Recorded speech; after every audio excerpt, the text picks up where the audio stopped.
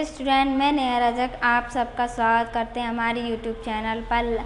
आज हम देखेंगे विशेषण। लास्ट वीडियो में आपने देखा संज्ञा और सर्वनाम, तो आज हम देखेंगे विशेषण क्या होता है, उसके भेद क्या होते हैं और इन सब के बारे में डिटेल में विद एग्जाम्पल के थ्रू इनको समझेंगे। तो सबसे पहले आता है विशेषण।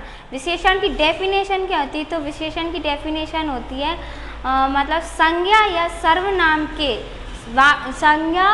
सर्वनाम की विशेषता बताएं, उसे हम विशेषण कहते हैं। अर्थात किसी भी चीज़ की विशेषता बताने या प्रकट करने को विशेषण कहेंगे।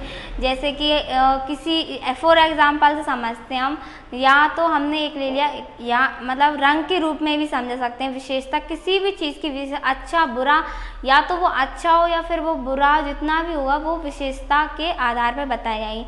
जैसे ले लिया हमने एग्जाम्पल काला घोड़ा, तो यहाँ पर जो काला रंग आता है वहाँ पे हमारी विशेषता को प्रकट करता है। और ले लिया हमने फॉर एग्जाम्पल नीली आँखें में, मतलब जो हमारी आँखें होती हैं उनमें नीला रंग जो आ रहा है वो हमारी विशेषता को प्रकट कर रहा है। विशेषता बताने के लिए नीली विशेषण का प्रयोग किया जाता है। अब हम देखते हैं इसके भेद। तो इसके भेद होते हैं 4 प्रकार के: गुणवाचक, संज्ञावाचक, परिणामवाचक, सार्वनामिक विशेषण। तो इनके भेद को भी हम विद एग्जाम्पल से समझेंगे। सबसे पहले आ गया गुणवाचक। जिस शब्द में संज्ञा या सर्वनाम के गुणों का बोध कराया जाता है वह गुणवाचक विशेषण कहलाता है। गुण से अर्थात ये नहीं कि वो अच्छा गुण हो, नहीं, बल्कि बुरा भी हो अच्छा भी हो, जैसा भी गुण हो उसके गुणों का वर्णन होता है, वहाँ पे गुणवाचक विशेषता कहलाती है। जैसे कि ईमानदारी, बेईमानी, ये किसी व्यक्ति का गुण होता है, या उसका मतलब आकार, प्रकार, किसी चीज़ का आकार किस प्रकार से होता है, प्रकार किस टाइप का होता है, या साइज ले लो, उस हिसाब से क्षमता, उस हिसाब से गुणवाचक विशेषण कहलाता है। अब हम देखेंगे संज्ञावाचक। संज्ञावाचक विशेषण वह विशेषण होता है जिसमें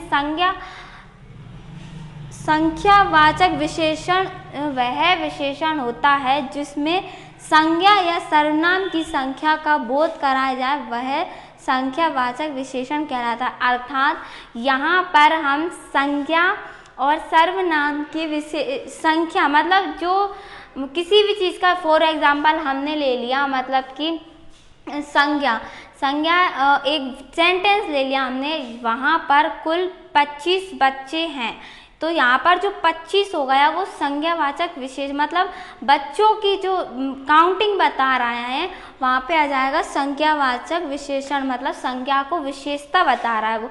संज्ञावाचक विशेषण भी 2 प्रकार के होते हैं, अनिश्चित और निश्चित। निश्चित में आता है जैसे वहाँ पर कुल 20 बच्चे, अर्थात एक कक्षा में 20 बच्चे हैं, तो अर्थात उसकी जो संख्या है वो निश्चयवाचक विशेषण कहलाएगा। और होता है एक अनिश्चय संख्यावाचक विशेषण। तो फॉर एग्जाम्पल हमने ले लिया एक कक्षा में कुछ बच्चे हैं, तो कुछ यहाँ पे जो आता है उसे हम अनिश्चय संख्यावाचक कहेंगे।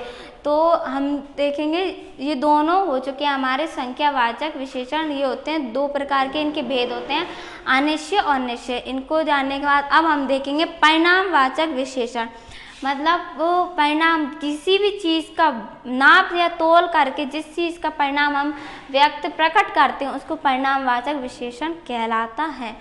तो इसमें देखेंगे जिन विशेषणों द्वारा किसी वस्तु की नाप या तोल का बोध कराया जाए वह परिणामवाचक। जैसे कि वजन, किसी भी वस्तु का वजन 2 किलो, 3 किलो, 4 किलो, इस तरह से परिणाम निकालना उस चीज़ का। यह भी 2 प्रकार के होते हैं परिणामवाचक विशेषण, एक तो होता है निश्चित और अनिश्चित वाचक। तो पहले देखेंगे हम निश्चित वाचक। निश्चित वाचक में कोई संख्या को निश्चित कर देना, किसी संख्या को, अंक को निश्चित कर देना। जैसे 2 किलो, राम ने 2 किलो दूध या 2 किलो दही को खरीदा या लिया, तो यहाँ पे जो 2 किलो आ गया वो एक निश्चयवाचक परिणाम हो चुका। अब हम देखेंगे अनिश्चय। अनिश्चय परिणाम क्या होगा? तो उसमें देखेंगे हम कि राम ने दही में कुछ शक्कर डाली, यहाँ पे कुछ जो आती है वो मतलब परिणामवाचक विशेषण कहलाएगा। अब देखेंगे हम सार्वनामिक विशेषण। पुरुषवाचक या नीचवाचक सर्वनाम को छोड़कर अन्य सभी सर्वनाम किसी संज्ञा के पहले आते हैं तब वह सार्वनामिक विशेषण कहलाते हैं।